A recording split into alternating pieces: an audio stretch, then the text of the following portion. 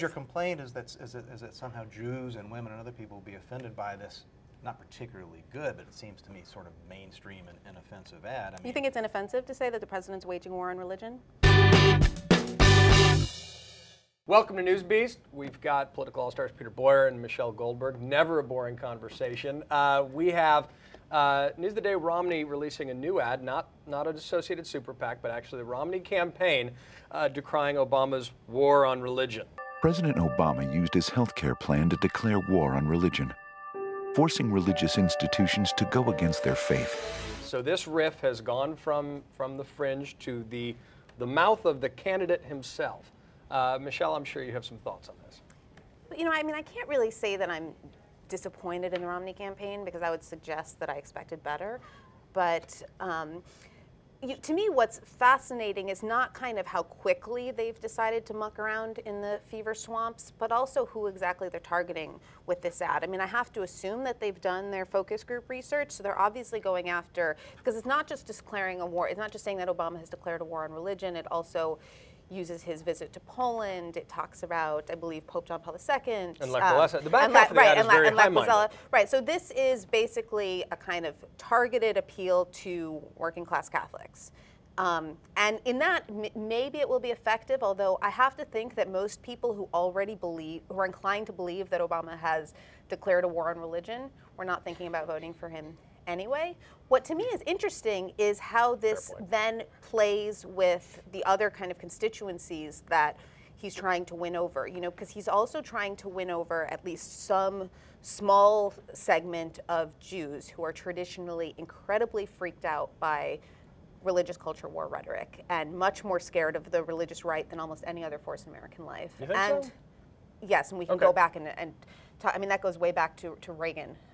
You know, people thought that Jews were going to vote for Reagan in '84. Oh yeah, and there's certainly that outreach that hasn't quite materialized. Well, it's not just that it hasn't materialized. We can go back and talk about the polling on that.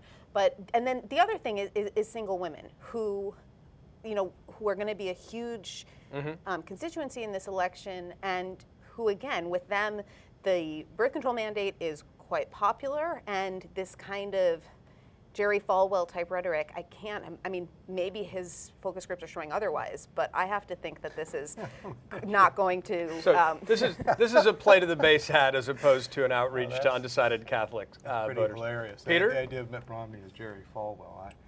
I will not pretend to understand women, Michelle.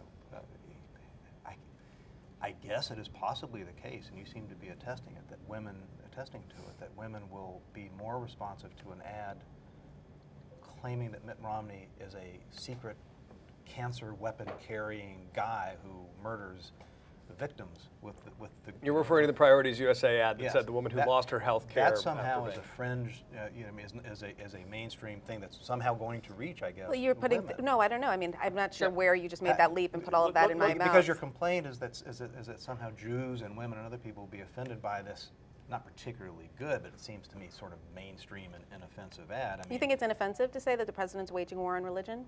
Yeah, let's put it this way.